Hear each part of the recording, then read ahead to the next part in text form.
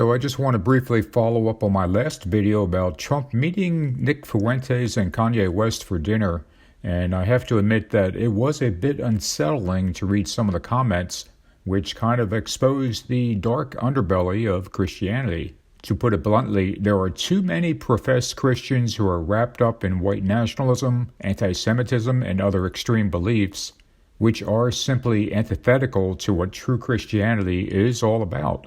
That video also caused a number of people to unsubscribe from my channel.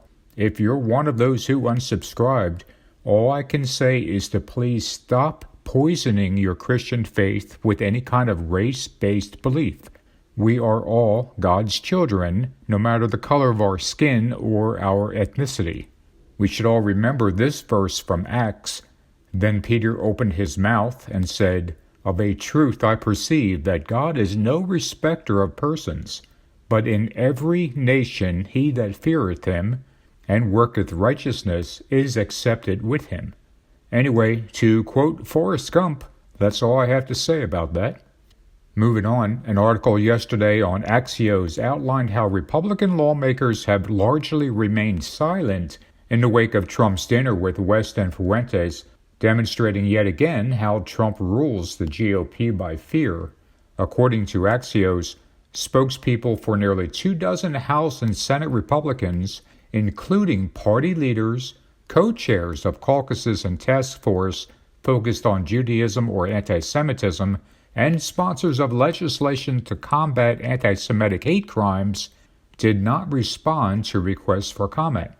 The article goes on to say, the dynamic highlights the stranglehold Trump still has on the Republican Party outside a small group of vocal critics, even in the aftermath of poor performances by his hand-picked candidates in the midterm elections. Of course, a big part of that silence is that many in the GOP are still hoping that Trump will simply self-destruct at some point, but that's basically the same approach that many of them had back in 2016, and we know what happened since then.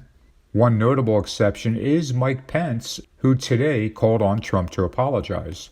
President Trump was wrong to give a white nationalist, an anti-Semite, and a Holocaust denier a seat at the table, and I think he should apologize for it, and he should denounce those individuals and their hateful rhetoric without qualification.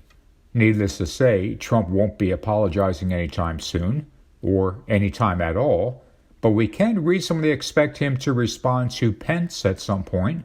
After all, Trump views Pence as a traitor, so although he won't say anything about Nick Fuentes, he will most certainly lash out at Pence. There is also a report that Trump repeatedly refused to disavow Fuentes after they spoke over dinner, fearing he might alienate a section of his base.